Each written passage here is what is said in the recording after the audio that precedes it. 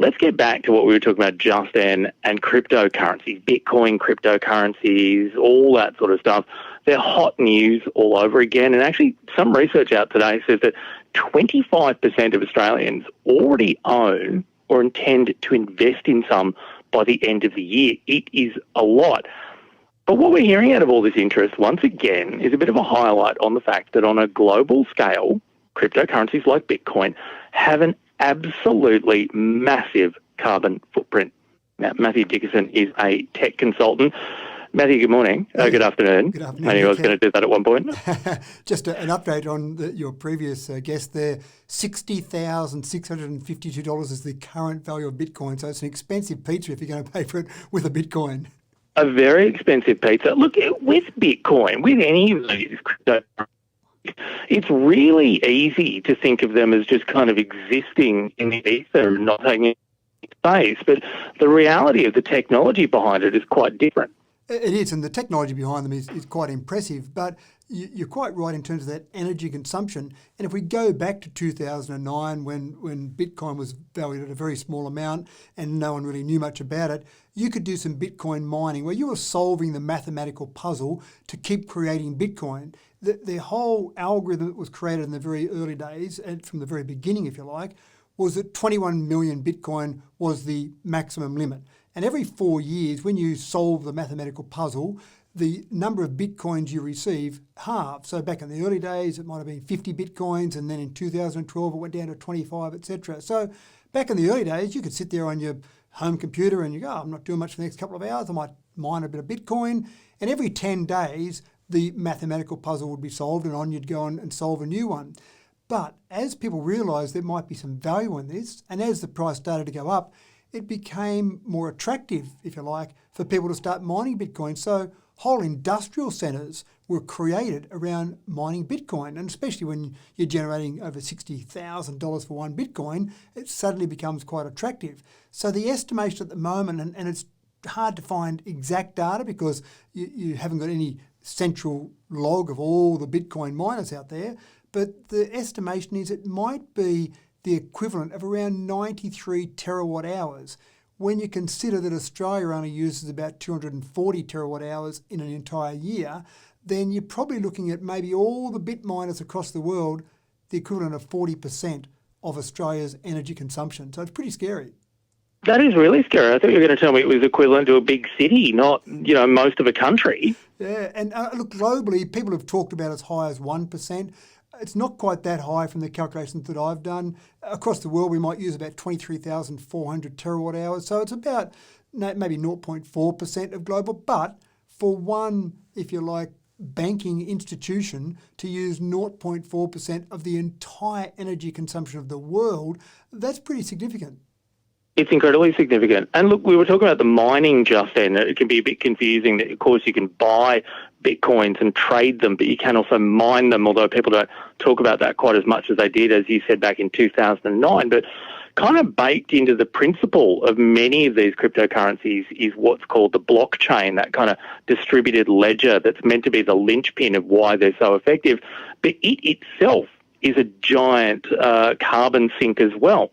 Yeah, that's right. And that whole blockchain, and you're right, when we talk about mining, it's that record that's kept of the entire cryptocurrency so that it's that distributed view of that. And theoretically, that can't be changed. Maybe someone will come up with a way to change that one day, but that can't be changed, which keeps it secure. So the same as the Reserve Bank of Australia knows how many banknotes that it's printed, that entire chain knows that at the moment we're sitting at about 18.5 million Bitcoins that have been produced. And as I said, the maximum limit is 21 million. So as you get closer to that limit, it gets harder to produce more. So more energy is being input in to produce each Bitcoin. As I said, it halves every 4 years. So in 2020, it was down to 6. In 2024, it'll be down to 3 Bitcoins every time one is mined. So more and more energy needs to be thrown at it. Now, it's not cost effective to do that unless you're getting a really good price for your Bitcoin. So at the moment at $60,000, there's probably more people who are mining. If the price dropped tomorrow to $10,000, a lot of those miners would stop mining because why are you going to spend all that money on electricity to get something that's a negative outcome for you in terms of the money you're generating? Matthew, when we talk about technologies like Bitcoin, I think like artificial intelligence, even no, we don't use the term much anymore, the Internet of Things, what some people have termed the fourth industrial revolution, how baked into all of them is this carbon footprint? Are they big burners, all of them? It's a really good question. I was at a conference a couple of years ago, and I was the MC of the conference, a digital conference, and someone said, is the entire tech industry green, or is it absolutely terrible for the environment? And it was a really good question. When you take all the distributed power of all the people having their own servers in their own environment, running their own UPSs or generators if power fails, and you take all that and put it into the cloud, into data centers, then the theory is that it might actually be better for the environment because you've got a more efficient way of running all of that. But the numbers don't actually quite come out that way. Because we've got so much excess computing power in the cloud, then typically you find that at the moment, the entire IT industry, I'm a little bit embarrassed to admit it, is probably not the greenest industry. And when you pick some of those individual components of that, whether it be the Internet of Things or whether it be different components like cryptocurrency, you've probably got to analyse each of those individually. But at the moment, no, I think it probably needs a fair bit of work to be done to be a really green industry. Well, is there work being done? Let's go back to the cryptocurrencies. Is there work being done to green up these kind of Bitcoin-style projects? Obviously, there's work being done always on that because it comes down to maybe not people trying to save the planet, but it comes down to the almighty dollar. If you can, for example, make your computing power more efficient in the way that it actually goes and solves the mathematical puzzle, then if it's more efficient, it uses less power, that means it costs you less to actually generate another Bitcoin. So that's good for you from a financial perspective. All of those different cloud providers out there that have all got their data centers, they've got huge amounts of servers sitting in a data center somewhere, then again, if they can make those more efficient, and cooling is a really big part of that, if they can work out a way to cool that more efficiently, then it becomes less costly to actually run that data center. So that's, again, good for the bottom line. So, yes, there is constant work being done on it. Is there a breakthrough around the corner that's going to suddenly make the whole industry very green? Not that I can see. I think it'll be just lots of incremental changes, Nick, that'll actually make it better overall.